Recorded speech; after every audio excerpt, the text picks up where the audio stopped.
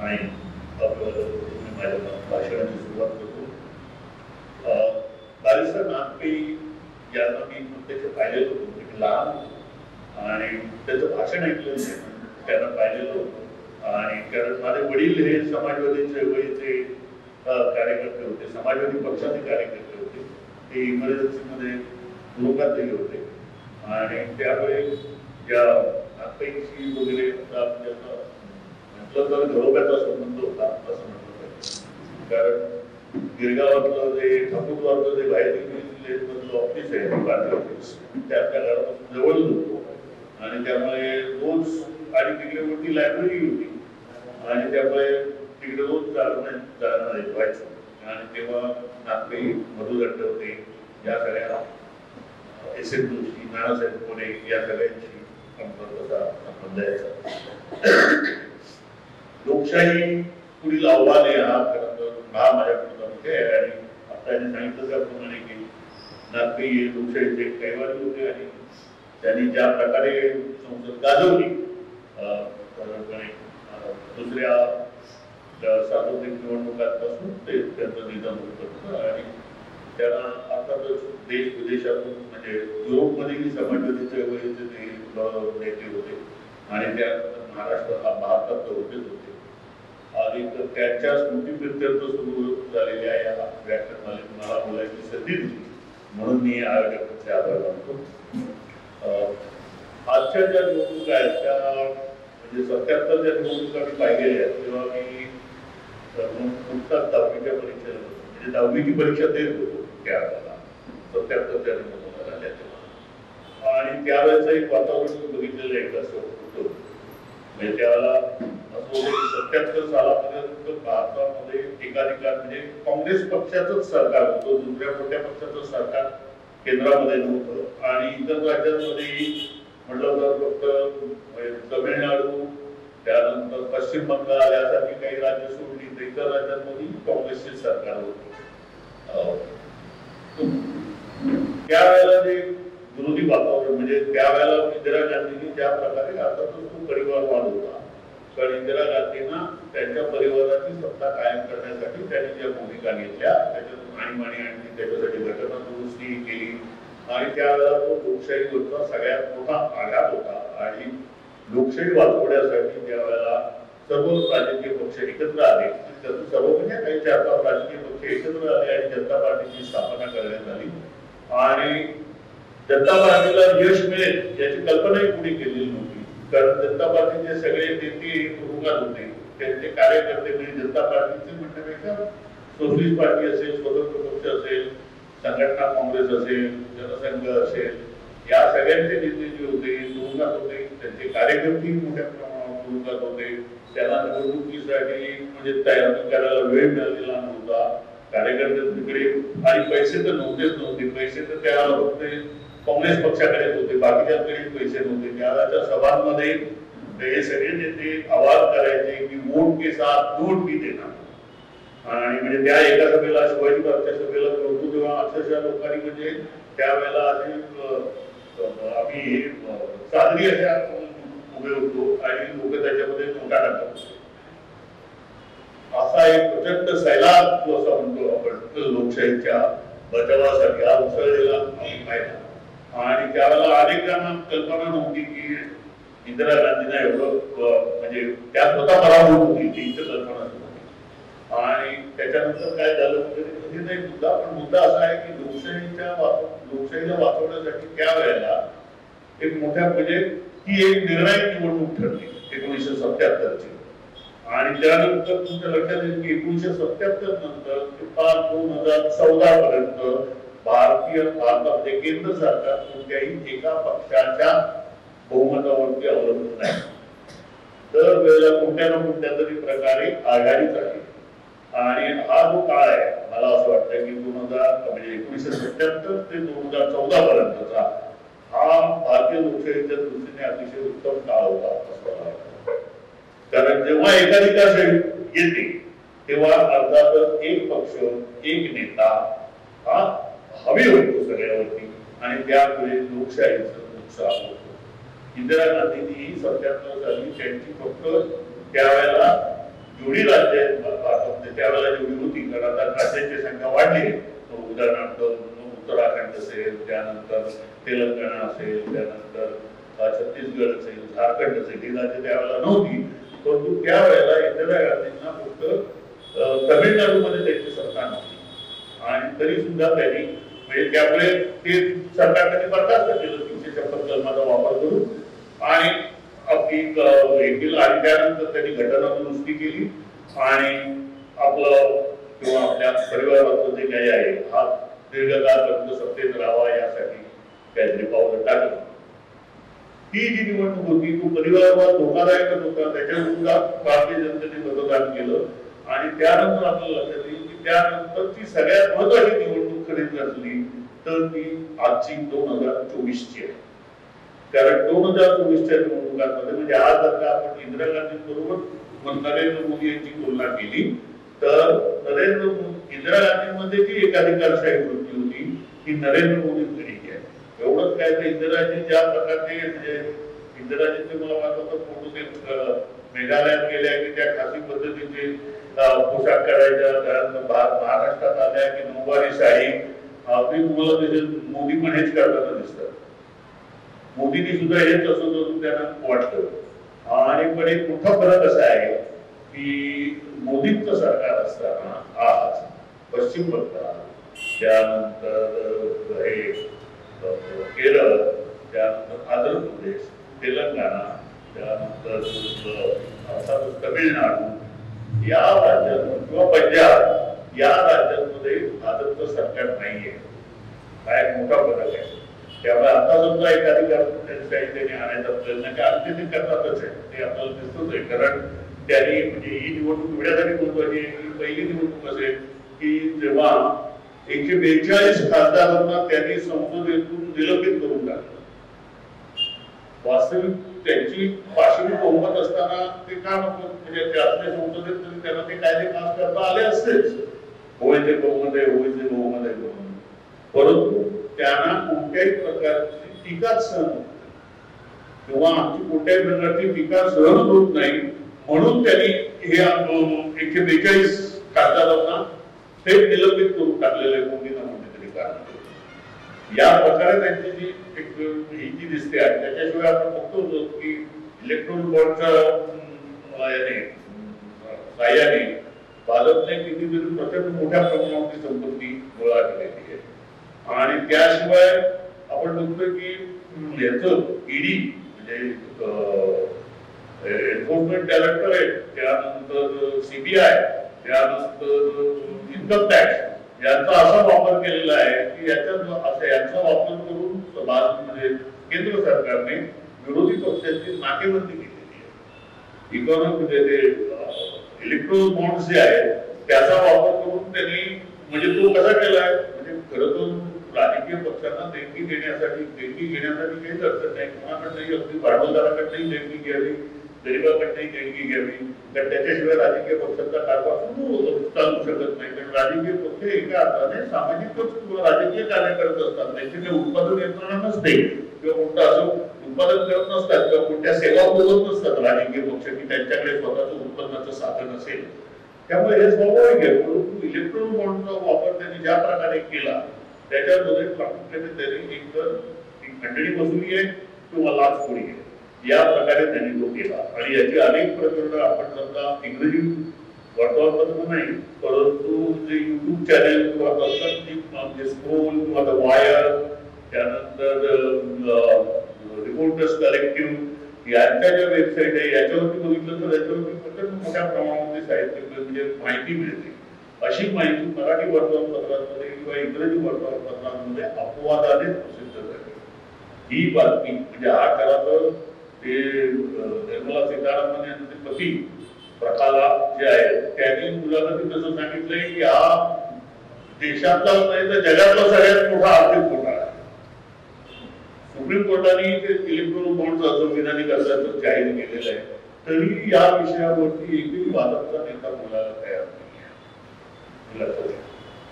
हा जो म्हणजे एक म्हणजे एवढ्या मोठ्या प्रमाणामध्ये संपत्तीचं केंद्रीकरण किंवा आर्थिक केंद्रीकरण हे नरेंद्र मोदी आणि अमित शहा यांच्या हाती झालेलं आहे.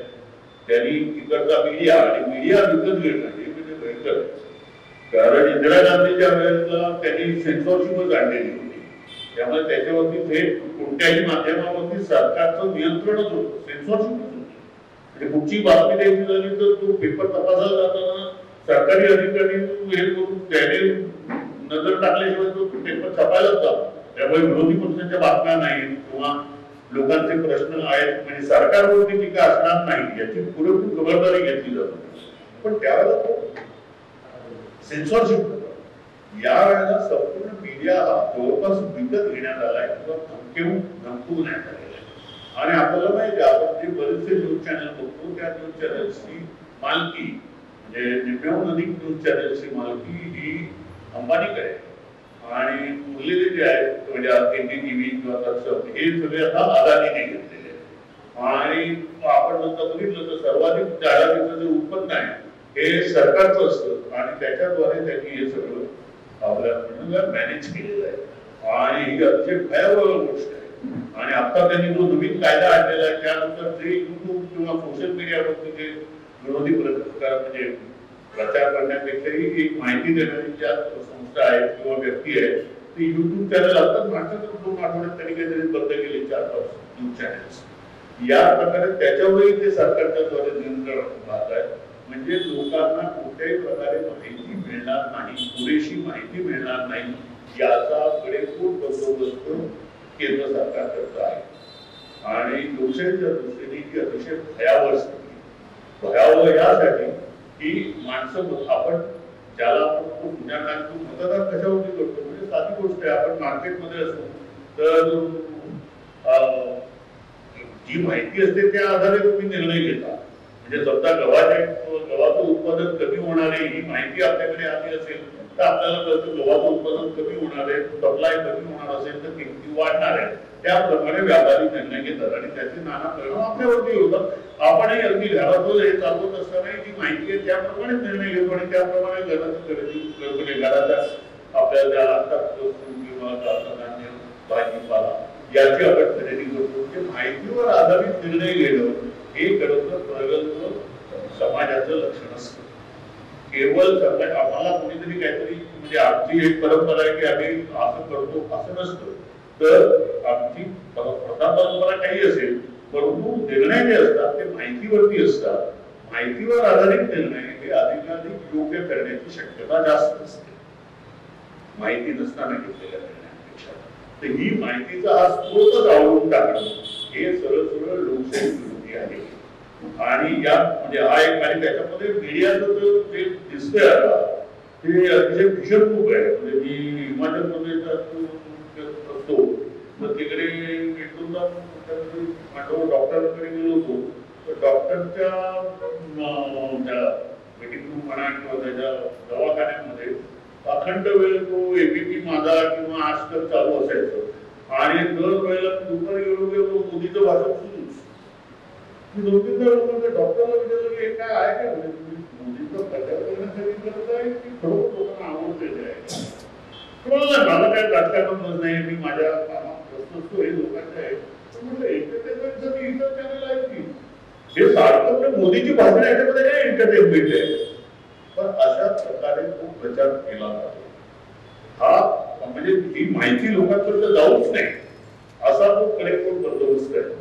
आणि ही अतिशय चिंताजनक बाब आहे. आणि त्यामुळे मला असं वाटतं की या 2024च्या ज्या निवडणुका आहेत या अतिशय महत्वाच्या आहेत. त्याच्यामधला एक इंदिरा गांधी आणि नरेंद्र मोदी यांच्यातला फरक असा की इंदिरा गांधीची कमिटमेंट होती ती म्हणजे याला त्यांची कमिटमेंट लोकशाहीच्या बाबतीत त्या घातक असल्या तरी सर्व धर्म समूहाला त्यांची कमिटमेंट होती. आयडिया ऑफ इंडिया म्हणजे काय आहे?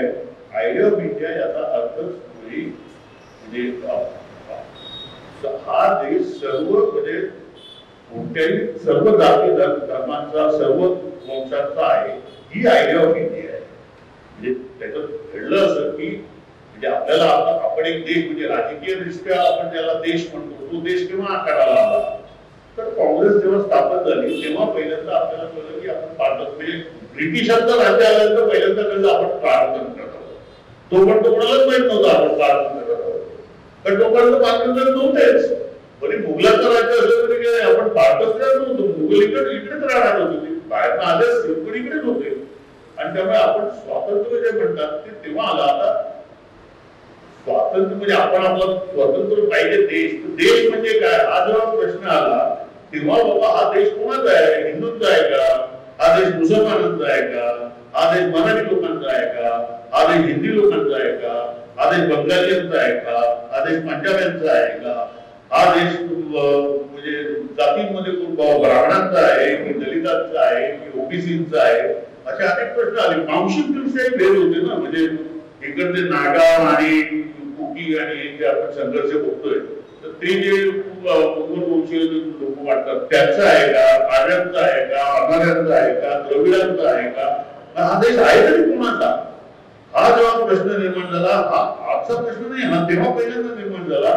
तेव्हा भारतीय राष्ट्रीय काँग्रेसने स्वच्छपणे असं म्हटलेलं आहे, त्याचा ठरावच आहे की या देशामध्ये म्हणजे आजचा पाकिस्तान आणि बांगलादेश धरून नेपाळ आणि श्रीलंका वगळून आजच्या देशामध्ये म्हणजे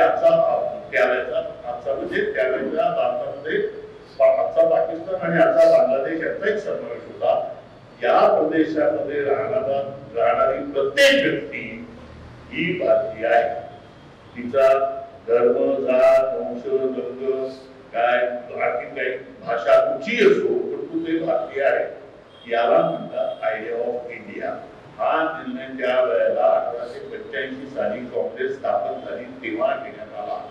आणि ही आयडिया ऑफ इंडिया ही त्याला विरोध करणारे लोक तेव्हाही होते.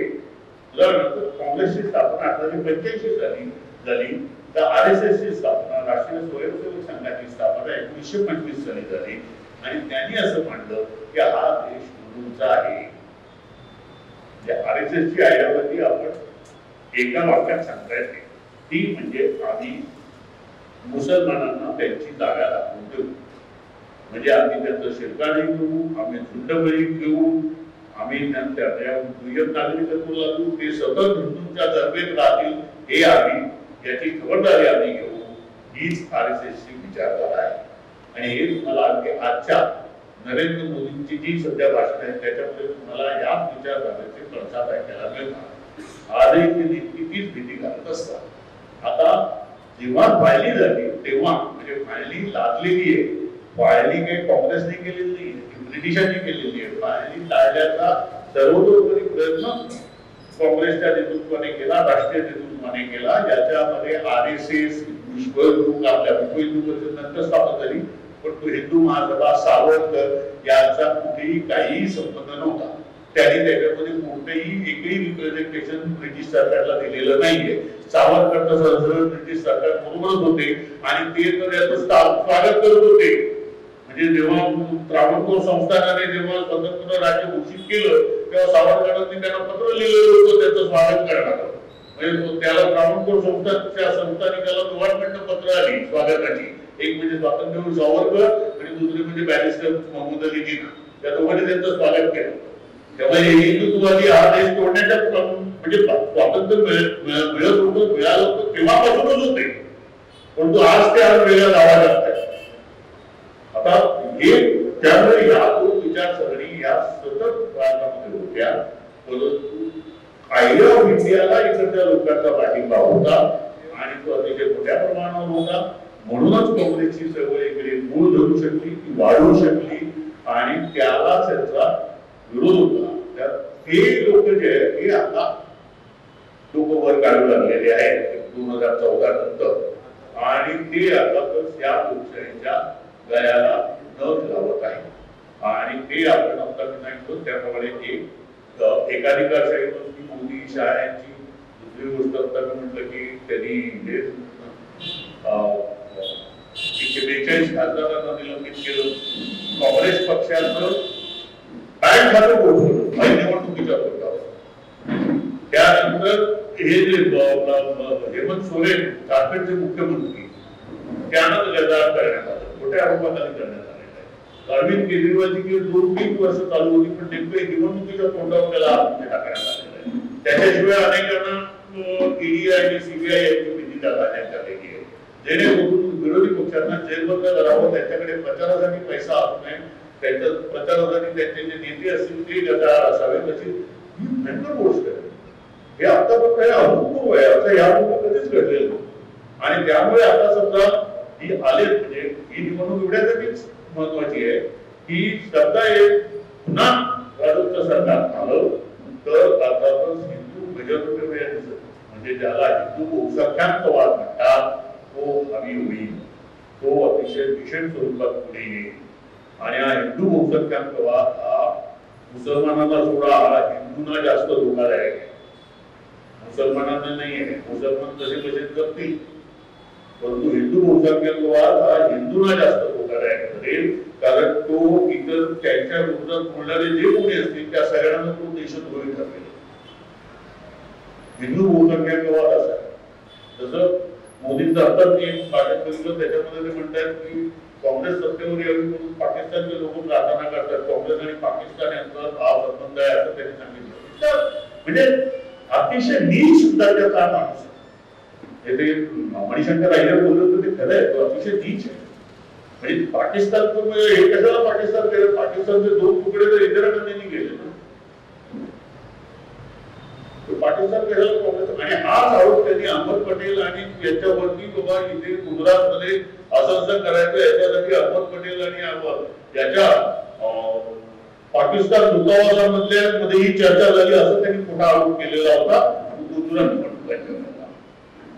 त्यामुळे असे खोटे आरोप करणं हे म्हणजे आत्मसंघ आणि भाजप या संघटना अशा आहेत की त्या व्रतस्थपणे खोटं बोलतात, पिढ्यानपिढ्या वर्षांपासून पिढ्यानपिढ्या खोटं बोलतात, अतिशय व्रतस्थपणे. कारण त्यांचा इकडच्या कुठच्याही म्हणजे हिंदू असेल, बौद्ध असेल, जैन असेल, भक्ती संप्रदाय असेल किंवा कोणत्याही उदात्त परंपरेशी धर्म परंपरेशी त्यांचा काही मात्र संबंध नाही, काही मात्र संबंध. आणि हा जो खोटेपणा आहे हा लोकशाहीला अर्थातच मारक आहे. आतापर्यंत असं होतं की हे सगळं दबलं जात होतं, कारण मोठ्या प्रमाणावरती इतर शक्ती होत्या आणि त्या लोकांच्याच होत्या, त्याच्यामध्ये मोठ्या पक्षाचं नाव घेण्याचं कारण नाही. आणि त्यामुळे ते जरा निद्रिस्तावस्थेत किंवा हायबरनेशन मध्ये काही काळ होते, परंतु आता त्या हायबरनेशन मधून ते बाहेर आले. आणि तुम्ही आता व्हॉट्सअप विद्यापीठाचं समजा बघितलं तर ते कसे बाबा लोकांनी यांना पद्धत दिली, म्हणजे हे एवढे त्यांचा प्रभाव का आहे, तर त्याच्यामध्ये महत्वाचा वाटा आहे तो म्हणजे बदललेल्या माध्यमांचा. माध्यम बदलल्यामुळे असं होतं की पहिल्यांदा असं होतं की न्यूजपेपर आहे, टेलिव्हिजन नाही किंवा रेडिओ आहे, ही 3 माध्यम प्रमुख होती. या माध्यमांमध्ये जी बातमी दिली जाईल ती सर्व लोक वाचायची. आता याच्यामध्ये खोट्या बातम्या जेव्हा दिल्या जात नव्हत्या का दिल्या जात होत्या, तेव्हाही खोट्या बातम्या देशावरून करणारी माहिती ही पब्लिश व्हायची. उदाहरण द्यायचं झालं तर बीबीसीने 71च्या युद्धाच्या वेळेला बीबीसीने बातमी दिलेली होती की मुंबईवरती बॉम्ब हल्ला झाला. आता ही चुकीची माहिती होती. त्यानंतर त्यांनी मागे माफी मागितली, म्हणजे दिल्लीने प्रसिद्ध प्रकाशित केली कारण आम्हाला चुकीची माहिती नाही असं होतं. मुद्दा असा असतो की ही समजा बीबीसीने अशी बातमी दिली तर मग एबीसी म्हणजे अमेरिकन ब्रॉडकास्टिंग कॉर्पोरेशन किंवा अन्य कुठली असेल तर ती कुठलीतरी संस्था खरी माहिती देईल ना, आणि मग त्यामुळे ती चुकीची माहिती देणार आहे त्या संस्थेला किंवा त्या माघार घ्यावी लागते. हे साधी गोष्ट आहे. असं घडत होतं पूर्वी, आज तसं घडत नाही. का? कारण आज बातम्या या टेलिव्हिजन चॅनल आणि न्यूजपेपर किंवा रेडिओ हे देत नसतात. तर आज प्रत्येक जण बातमीदार झालेला आहे, प्रत्येक जण ब्रॉडकास्टर आहे. त्याच्या आता स्मार्टफोन असतो, फटाकन काही बातमी पाठवतो. हे आता असं घडलेलं आहे. म्हणजे मुस्लिम डेमोक्रॅटिक फेडरेशनने असं पत्रक काढलेलं आहे की या वेळेला सर्व मुसलमानांनी काँग्रेसला मतदान करावं आणि तोच आपल्याला चालू शकेल. मग आता हे कापडाच्या विरोधात नाहीये काय वगैरे असले काहीतरी मेसेज करत असतात.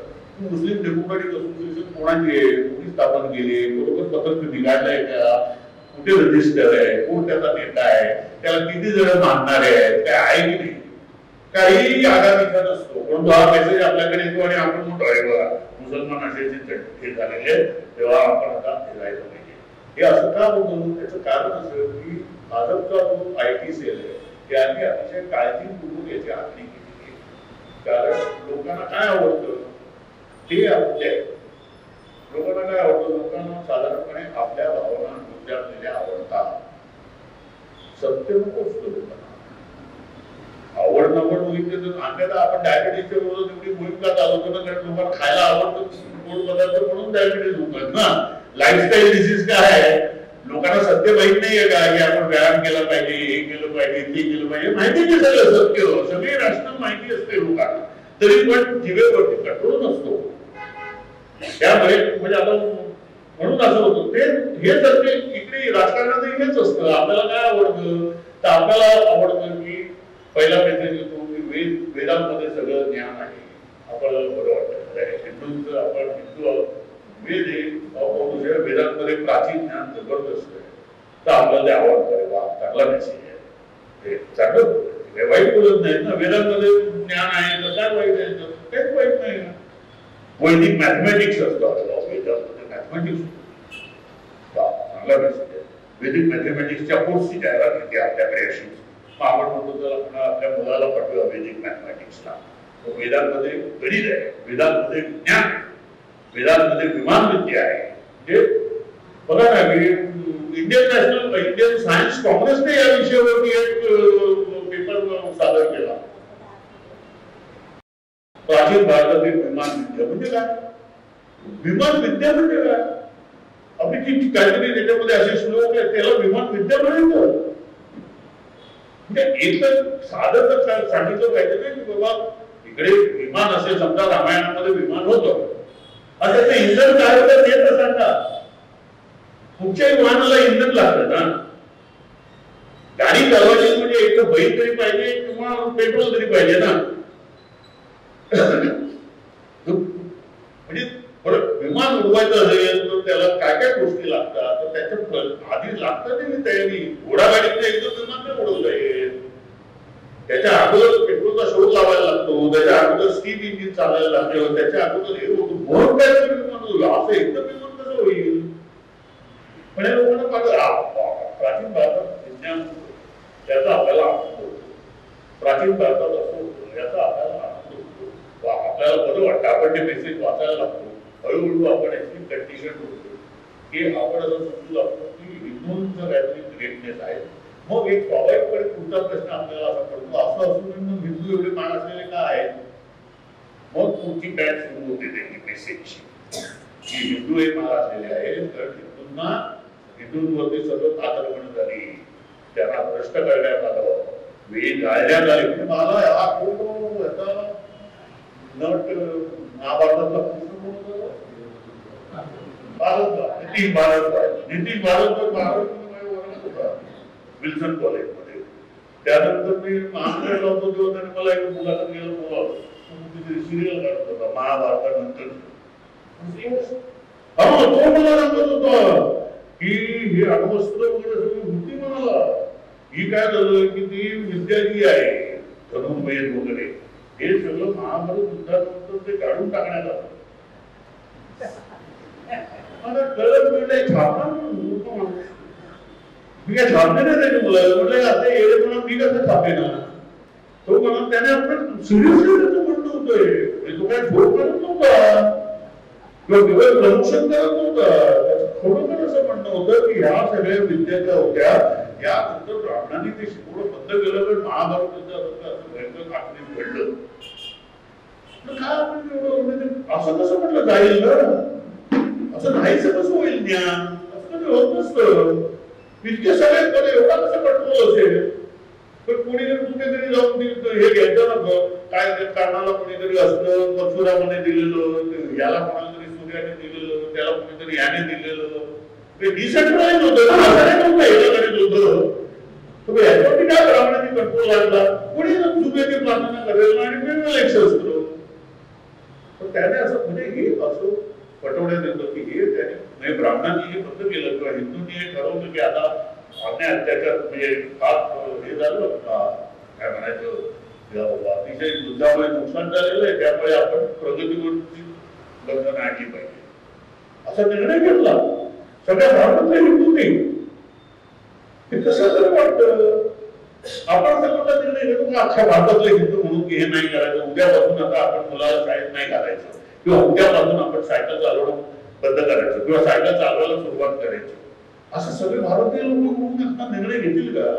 पण अशा प्रकारच्या खंड्या या पसरवल्या जातात आणि त्याच्यातून फसवलं जातं की हिंदूंनी मोठ्या प्रमाणावरती त्या हिंदूंवरती अत्याचार झाले, अन्याय झाले, आक्रमण झाली आणि त्यामुळे हिंदू धर्म भ्रष्ट झाला, हिंदू धर्माची अवनत अवस्था झाली वगैरे वगैरे वगैरे. आणि या सगळ्याला जबाबदार कोण आहे? अर्थातच मुसलमानांनी आक्रमण केली असं आता ते आपल्याला खरं वाटतं.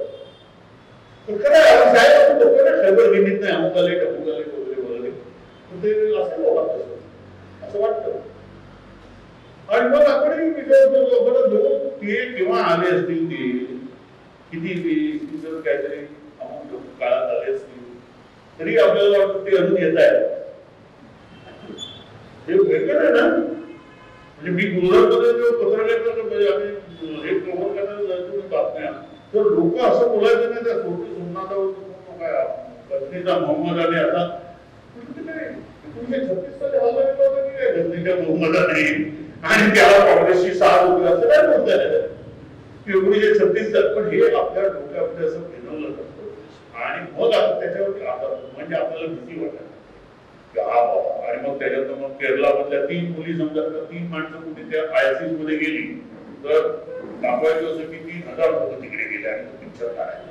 किंवा असं बघा काश्मीरमध्ये असं होतं, हे मुसलमान जे सगळीकडनं हल्ला करणार आहेत वगैरे वगैरे. आणि मग आपल्याला पण भीती वाटते. आता भीती वाटून चालत नाही ना. तुम्ही जाहिराती बघा, जाहिरातीमध्ये पहिल्यांदा काय असतं, पहिल्यांदा तुम्हाला भीती दाखवली याची जाहिरात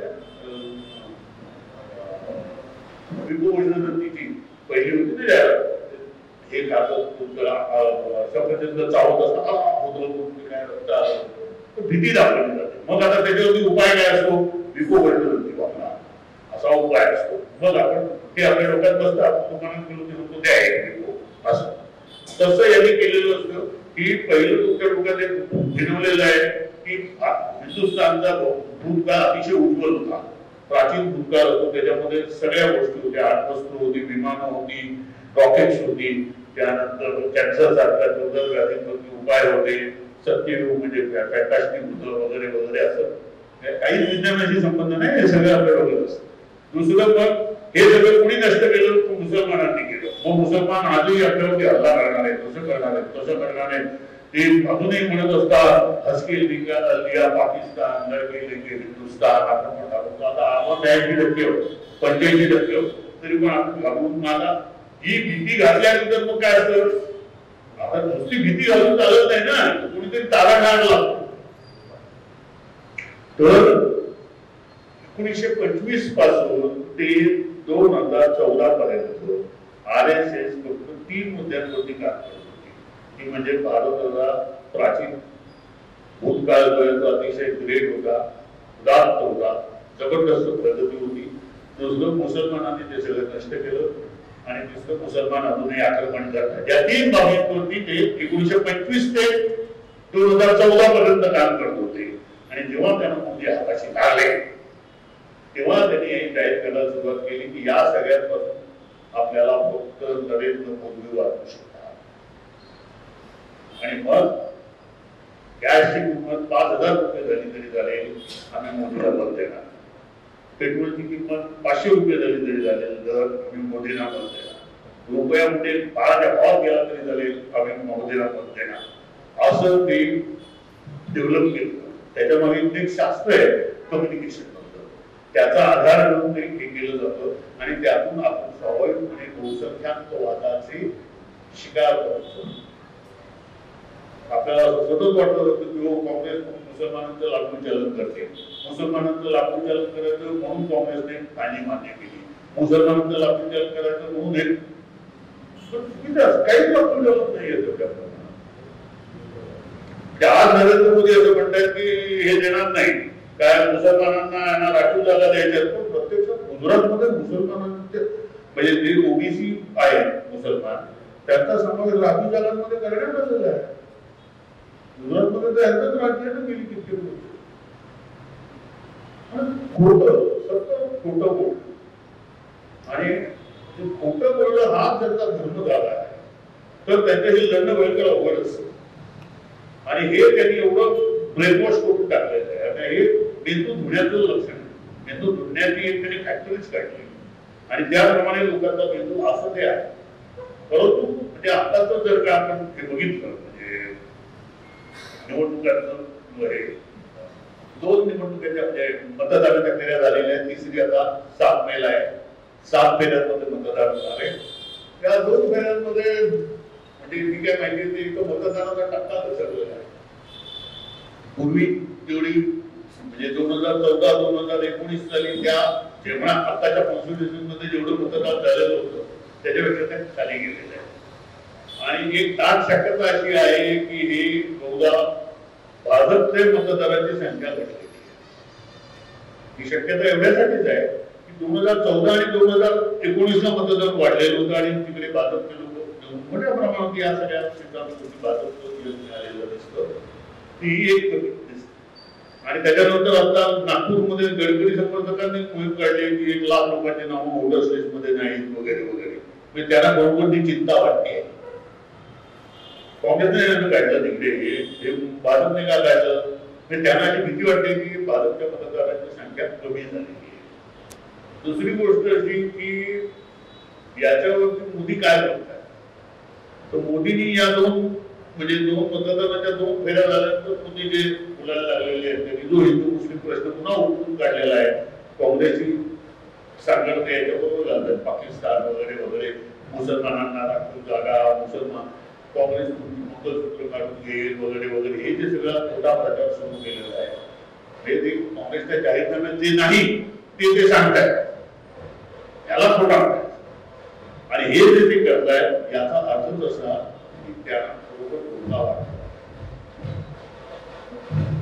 आणि त्याच्यानंतर आता म्हणजे एक तर डेटा किती मतदान झालंय, दुसरं म्हणजे मोदी वगैरे काय म्हणतायत तो, आणि तिसरं म्हणजे वेगवेगळ्या ऐतिहासिक आपण केलं म्हणजे अनेकांची बोलवाणी. आज मला वाटतं लोकसभेमध्ये योगेंद्र यादवचा लेखच आहे आणि मी हेच सांगत होतो आणि आज योगेंद्र यादवचा याच्यामध्ये लेखच आहे लोकसभेमध्ये, हेच सांगणारा की मतदान कमी झालेलं आहे, भाजपच्या जागांची संख्या कमी होणार आहे.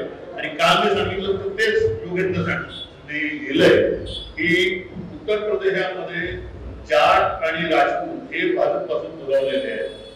त्यांच्या तिकडे जातपंचायती झाल्या, परिषदा झाल्या आणि पश्चिम उत्तर प्रदेश म्हणजे मेरठ वगैरे जो भाग आहे जो दिल्लीला लटकून आहे, त्या तिकडे भाजपच्या 10 जागा कमी होण्याचा अंदाज आहे पहिल्या 2 फेऱ्यामध्ये.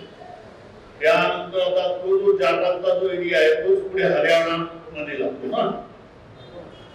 हरियाणा कसंच आहे, तर हरियाणामध्ये गेल्यावर भाजपचं 10च्या 10 होत्या, यावेळेला त्या कमी होत्या. राजस्थान मध्ये 22च्या 22 भाजपकडे होत्या, यावेळेला त्या कमी होत्या. कारण जाट आणि बाकीचे समूह हे अतिशय दुखावलेले ते भाजप. त्यानंतर महाराष्ट्रामध्ये तर आपण बघतो की गेल्या वेळेला भाजपकडे 41 होते म्हणजे 88 ते यावेळेला मला वाटतं 10 तरी पहिल्या 2 फेऱ्यांमध्ये नक्कीच केलं. म्हणजे पहिल्या 2 फेऱ्यांमध्ये तिकडे झालं ना, विदर्भात मतदान झालं तिकडे आणि बाकीच्या ठिकाणी काही ठिकाणी तिकडे 10 कमी होत आहे. बिहारमध्ये 10 कमी होती, कर्नाटकामध्ये 10 कमी. तेव्हा मी असा अंदाज कालच रोजगार म्हटलं होतं की 50 जागा पहिल्या 2 फेऱ्यांमध्ये त्यांच्या कमी होत्या. आणि तीच परिस्थिती आज योगेंद्र यादवने अधिक अभ्यासाकडे याच्यावर आधीच म्हणलेलं आहे लोकसभेच्या लेखा. त्यामुळे असं दिसतं की हा ट्रेंड कायम राहील. म्हणजे महाराष्ट्रामध्ये आता निर्भय कुटुंब आंदोलनाला जे काही म्हणजे चंद्रपूर गडचिरोली पासून ते सावंतवाडी आणि इथे जो प्रतिसाद मिळाला, चंद्रपूरमध्ये तर त्यांची एका सभेला 7,000 लोकांची 7,000 म्हणजे राजकीय पक्षाची सभा वाटावी असं वाटतं. तर हा जो प्रतिसाद मिळतोय त्यामुळे आणि सगळीकडे बिहार असेल किंवा महाराष्ट्र असेल सगळीकडे या नागरी संघटना खूप ऍक्टिव्ह झालेल्या आहेत. आतापर्यंतच्या निवडणुकांमध्ये अशा नागरी संघटना ऍक्टिव्ह होत नव्हत्या. म्हणजे 77 साली सगळे राजकीय पक्षच ऍक्टिव्ह होते, नागरी संघटना नावाचा काय प्रकार तेव्हा नव्हता पहिला. आता या नागरी संघटना सगळीकडे सक्रिय आहे. पण कर्नाटकातही तेच दिसतं. त्यामुळे मला असं वाटतं की या 50 जागा कमी झाल्या पण तो खड्डा भरून काढण्याची जागा ते कुठून आणणार असा प्रश्न आणि त्यामुळे मला असं वाटतं की ते कोणत्याही खड्डाला जाऊन काही करू म्हणजे ही एक भीती वाटते आणि विशेषतः ते राजकीय पुढाऱ्यांनी आणि म्हणजे विरोधी पक्षाचे जे राजकीय नेते आहेत आणि कार्यकर्ते आहेत त्यांनी याकडे लक्ष ठेवायला ते काही करू शकतात अशा चिरडीला ते आलेलं दिसत त्यामुळे आजच्या लोकशाहीपूर्वी आव्हानं म्हटलं तर एक म्हणजे मीडियाचं जे म्हणजे प्रसार माध्यमातून उच्चार स्वातंत्र्यावरती झालेली बंधनं दुसरी गोष्ट म्हणजे मोठ्या प्रमाणावरती आर्थिक विषमता दुसरी गोष्ट म्हणजे बहुसंख्याकवादाचा धोका आणि तो अधिक वाढू शकतो आणि आता तुम्ही बघा की आता जे मतदारसंघांची पुनर्रचना होणार लोकसंख्येच्या आधारावर तसं झालं तर तिकडचे जे आहेत उत्तर भारतात म्हणजे भाजपला दक्षिण भारतात कमी आहे ना म्हणजे त्यांना काही फारसा संधी मिळत नाहीये परंतु लोकसंख्येच्या आधारावर पुनर्रचना झाली तर उत्तर भारतातल्या काही हिंदी भाषिक बेल्ट आहे ना त्यांच्या खासदारांची संख्या वाढेल आणि दक्षिणेतली म्हणजे केरळ तमिळनाडू कर्नाटक यांची प्रतिनिधी संख्या कमी होईल आणि तसं झालं तर एक मोठ्या प्रमाणावर नॉर्थ साऊथ डिवाइड जी आहे म्हणजे ती काय एक घुटणार नाही परंतु ती वाढेल आजच आपल्याला असं दिसतंय की सगळी प्रगत राज्य जी ती दक्षिणेत आहे उत्तरेत एकही प्रगत राज्य नाही